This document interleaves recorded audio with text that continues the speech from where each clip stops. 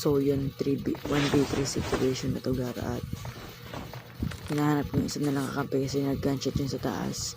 Gusto ko sanang i-rush tapos nakita ko yung ulo niya dito bandaw pag snowboard ko. Tapos pag naiipit pa nga. So yun no, yung body niya sa taas. So, natukan ko agad. Tapos kaso isang bala lang yung tumama sa kanya. I-rush ko sana kasi akala ko kabado 20 na siya. Nakasmoke naman ako total. Tapos nakita ko naunahan niya pala akong bumarag dun. Patay na ako. Hindi nga marcelin niya eh.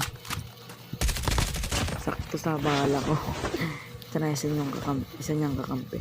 Nagpapa ko ng bala ko. Nakawan. So rush ko kasi low health. Pag rush ko, nag-iilit ako nakamedic. So pinutukan ko kala kang mamaray na ako.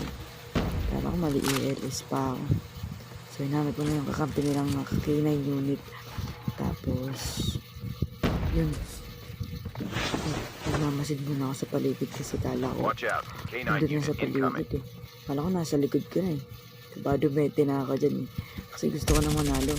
Nung nakita ko yung kupag na yun ay rinash ko na agad kasi ito na yung momentum ko eh. Dapat yung nawala sa momentum. Pagpapat ko ng smoke, kala ko namamatay pa ako.